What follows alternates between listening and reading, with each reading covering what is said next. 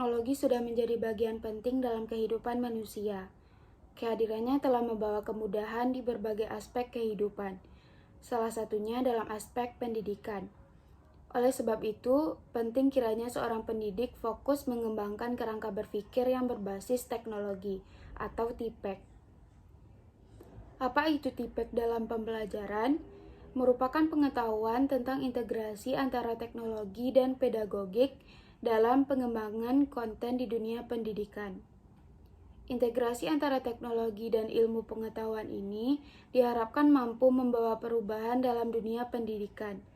Apa saja komponen yang perlu diperhatikan, serta unsur apa saja yang ada dalam TIPEK? Berikut informasi selengkapnya. Nah, yang untuk pertama kita akan membahas mengenai pengertian dari TPACK atau TIPEK. TPACK atau TIPEK merupakan singkatan dari Technological Pedagogical Content Knowledge. TPACK atau TIPEK adalah pengetahuan tentang pentingnya integrasi antara teknologi dan pedagogik dalam pengembangan konten di dunia pendidikan. Nah, mengapa TIPEK atau TPACK penting diterapkan dalam pembelajaran? Hal itu karena pendekatan ini diharapkan mampu memberikan arahan baru bagi pendidik tentang bagaimana menerapkan teknologi di dalam pembelajaran, sehingga kegiatan pembelajaran bisa berjalan secara efektif dan lebih efisien. Baiklah, akan saya lanjutkan komponen dari model TPACK ini, di mana komponen TPACK terdiri dari 3. Yang pertama yaitu teknologi. Teknologi yang dilihat dari pengetahuan mengenai jenis-jenis teknologi, dimulai dari teknologi rendah seperti pensil dan kertas sampai teknologi digital seperti internet, video digital, papan tulis interaktif, dan program-program software. Technological knowledge dalam komponen TPACK yang terdiri dari komponen TK adalah pengetahuan tentang apa dan bagaimana teknologi, software atau aplikasi yang dapat digunakan dalam pembelajaran. TK juga meliputi kemampuan untuk mengadaptasi dan mempelajari teknologi baru. Yang kedua yaitu kompetensi pedagogik. Kompetensi pedagogik ialah syarat yang harus dimiliki oleh seorang guru. Kompetensi pedagogik adalah kemampuan mengelola pembelajaran peserta didik yang meliputi pemahaman terhadap peserta didik, perancangan dan pelaksanaan pembelajaran, evaluasi hasil belajar, dan pengembangan peserta didik untuk mengaktualisasikan berbagai potensi yang dimilikinya. Yang ketiga yaitu content knowledge. Pengetahuan konten adalah pengetahuan tentang materi pelajaran yang aktual yang akan dipelajari. Guru harus mengetahui konten apa yang akan diajarkan dan bagaimana pengetahuan dasar dikemas dengan berbagai jenis konten. Ketiga komponen ini tidak bisa dilepaskan satu sama lain karena kehadiran teknologi diharapkan mampu berkolaborasi dengan ranah pedagogik guru untuk menghasilkan konten pembelajaran yang efektif bagi peserta didik. Mengetahui komponen apa saja yang harus ada di dalam model pengembangan TIPEK, selanjutnya kita akan melihat unsur-unsur apa saja yang harus ada di dalam model pengembangan TIPEK ini. Untuk yang pertama ada unsur pedagogic knowledge. Nah, pedagogic knowledge ini merupakan pengetahuan yang harus dikuasai oleh guru dalam pembelajaran. Misalnya, metode mengajar, kemudian pengelolaan kelas, merencanakan pembelajaran, penilaian dalam kegiatan siswa, dan kegiatan-kegiatan yang mendukung proses pembelajaran lainnya. Kemudian, yang kedua, content knowledge. Content knowledge ini terkait dengan substansi materi yang harus dikuasai dan diajarkan oleh guru di dalam pembelajaran. Penguasaan materi oleh pendidik akan sangat berpengaruh pada pemahaman peserta didik terhadap suatu materi tersebut. Kemudian, unsur yang ketiga adalah teknologi knowledge. Nah, teknologi knowledge ini merupakan mengenai seberapa berpengaruhnya teknologi terhadap pembelajaran. Teknologi bisa dimanfaatkan dalam proses komunikasi, pengelolaan data peserta didik, serta penunjang produktivitas guru. Unsur yang keempat yaitu pedagogic content knowledge. Nah, pada proses pembelajaran yang nantinya akan dipilih guru pada materi yang sedang diajarkan. Unsur ini memuat pemilihan metode mengajar, rencana pembelajaran, sampai fasilitas pendukung yang digunakan dalam proses pembelajaran di dalam kelas. Untuk unsur yang kelima adalah teknologi content knowledge. Nah, unsur yang ini merupakan pengetahuan tentang pengaruh suatu teknologi terhadap disiplin ilmu pengetahuan. Artinya, seberapa berpengaruh teknologi terhadap perkembangan suatu disiplin ilmu pengetahuan tersebut. Untuk unsur yang selanjutnya adalah teknologi pedagogic knowledge. Nah, unsur ini merupakan pengetahuan yang memuat hubungan antara teknologi dan proses pembelajaran. Melalui unsur inilah guru dapat memahami kelebihan serta kekurangan teknologi dalam pembelajaran, yang nantinya setelah guru mengetahui kelebihan dan kekurangannya teknologi ini, maka bisa dijadikan sebagai bahan evaluasi di akhir pembelajaran nantinya. Nah, pada era saat sekarang ini, guru dituntut untuk dapat mahir dalam mengintegrasikan ketiga komponen tersebut dalam pembelajaran. Terlebih lagi, pada saat sekarang ini, sudah banyak pembelajaran dilakukan oleh guru dan peserta didik dalam konteks belajar secara daring. Contoh TIPEK dalam pembelajaran. TIPEK dibagi dalam 3 jenjang, yaitu jenjang SD, SMP, SMA. Adapun masing-masing contohnya sebagai berikut. Yang pertama, contoh TIPEK atau TPACK dalam penerapan pembelajaran di SMA. Aspek PK, guru menggunakan metode presentasi di kelas dan peserta didik dibagi menjadi beberapa kelompok. Yang kedua, aspek CK, guru memberikan penugasan pada setiap kelompok untuk mengidentifikasi dan menampilkan dalam bentuk adverse. Yang selanjutnya, aspek TK, peserta didik diminta untuk presentasi melalui laptop yang terhubung dengan layar proyektor. Yang kedua, contoh TIPEK dalam penerapan pembelajaran di SMP. Salah satu mata pembelajaran di SMP yang bisa memanfaatkan TIPEK atau TPACK adalah bahasa Inggris. Aspek PK, guru menggunakan metode tanya jawab. Aspek CK, guru meminta peserta didik untuk mengidentifikasi isi percakapan antara dua orang dalam bahasa Inggris melalui sesi tanya jawab. Aspek TK, guru menampilkan percakapan dua orang melalui video berdurasi pendek. Yang ketiga, contoh TIPEK dalam penerapan pembelajaran SD.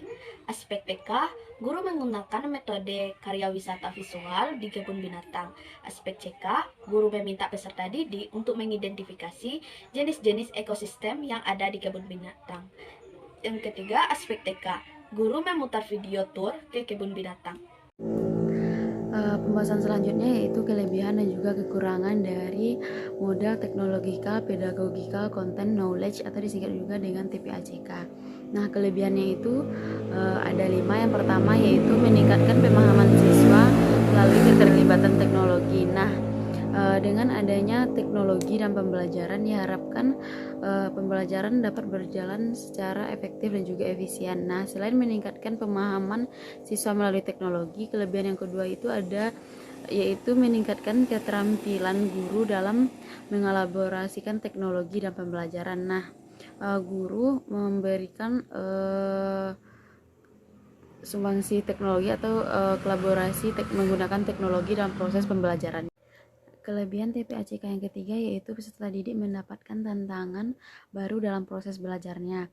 Nah, selain kelebihan itu ada kelebihan lainnya yaitu konten pembelajaran yang rumit bisa disederhanakan menggunakan bantuan teknologi. Nah, contohnya guru dapat menggunakan media pembelajaran PowerPoint yang ditampilkan melalui infokus di depan kelas sehingga guru lebih memudahkan untuk menjelaskan konten pembelajaran yang akan diajarkan kepada peserta didik.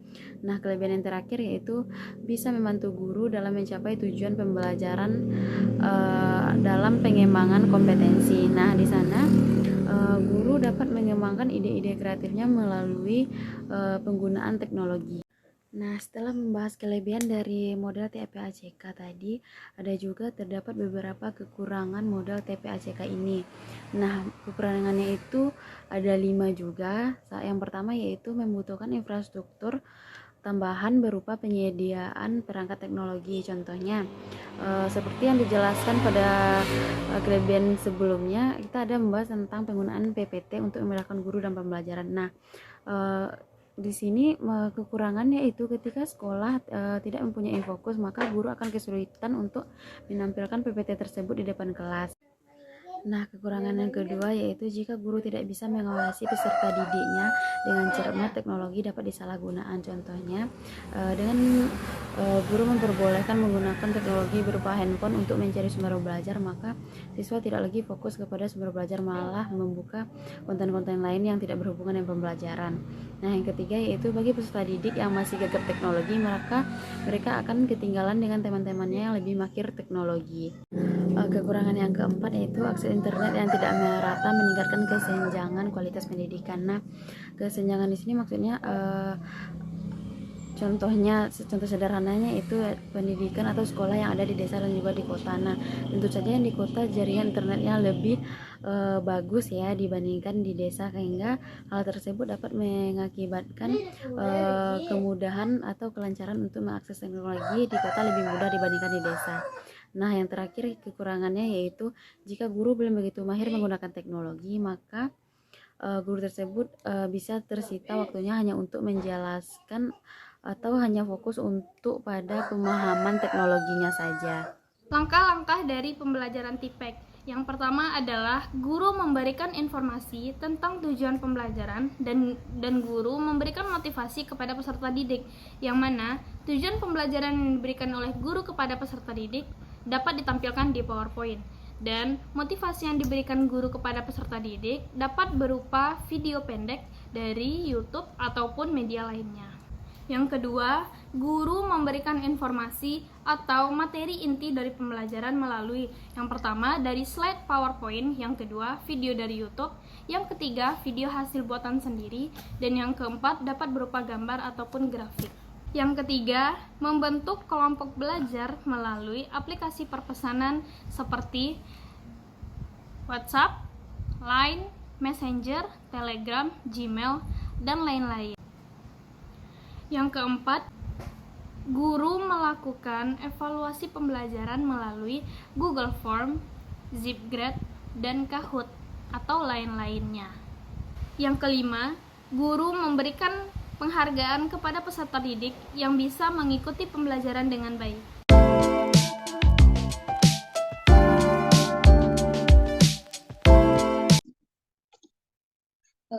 Assalamualaikum warahmatullahi wabarakatuh. Waalaikumsalam. Waalaikumsalam warahmatullahi wabarakatuh.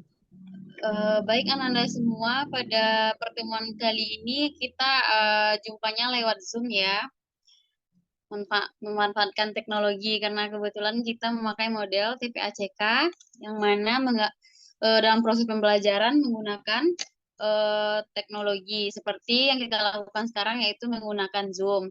Sebelum memasuki pembelajaran, Ibu akan mengambil absen terlebih dahulu. Silakan bersuara ya. Dea Ananda Putri.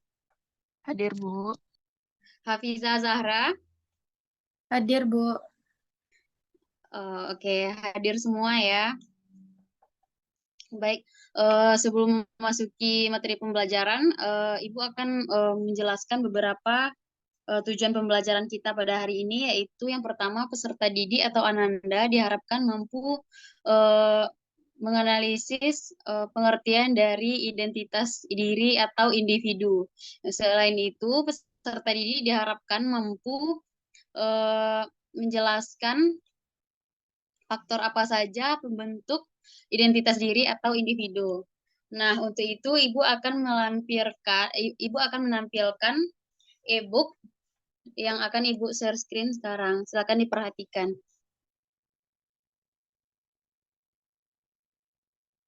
Nah, yang sesuai dengan tujuan pembelajaran kita yang pertama yaitu pengertian identitas. Nah, di sini identitas itu merupakan ciri yang melekat pada diri seseorang dan bersifat khas. Identitas ini dapat berupa nama, tempat, tanggal lahir, jenis kelamin, status perkawinan, serta pekerjaan. Nah, semua itu tadi disebut dengan identitas.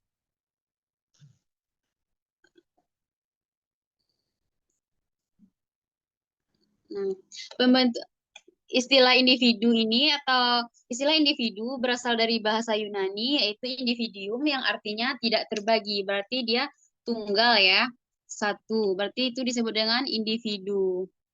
Nah, individu itu merupakan subjek perseorangan yang memiliki daya pikir, kehendak, keinginan, dan juga rasa kebebasan dan berkegiatan. Nah, pembentukan kepribadian ini atau pembentukan identitas diri ini didapat melalui proses sosialisasi yang kita jalani sehari-hari, baik itu di lingkungan tempat tinggal kita, lingkungan pertemanan, dan juga lingkungan sekolah. Nah, selanjutnya ada faktor-faktor pembentuk identitas individu. Yang pertama itu ada faktor genetik. Nah, faktor genetik ini yaitu faktor keturunan. Jadi, keturunan ini diperoleh dari kedua orang tua kita. Nah, contohnya faktor genetik ini meliputi bentuk fisik, mulai dari postur tubuh kita, entah kita itu pendek, tinggi, itu turunan dari gen kedua orang tua kita, baik itu bentuk rambut, bentuk mata, warna kulit, dan yang berhubungan dengan fisik kita. Fisik kita itu disebut dengan faktor genetik yang diturunkan dari kedua orang tua.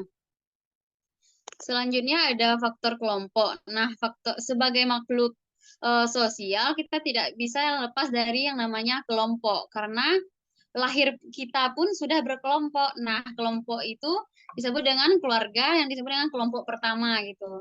Keluarga.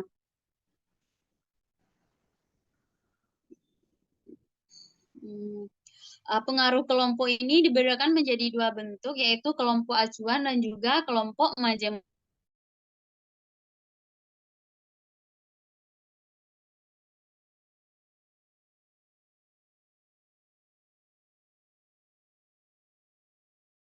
Dengan kelompok percontohan gitu.